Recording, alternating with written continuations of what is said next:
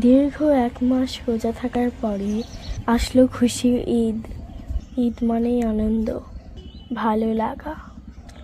রোজা ঈদ দুটোই চলে গেল, কেমন যেন একটা হালকা শূন্যতা কাজ করছে। আসলে মানুষ অভ্যাসের দাস। রোজা চলে যাওয়ার পর যখন পানি খেতে ইচ্ছা করে তখন পানি খাচ্ছি না, একটু পর বলি আরে আমি তো রোজা নাই, আমি পানি খাচ্ছি না কেন।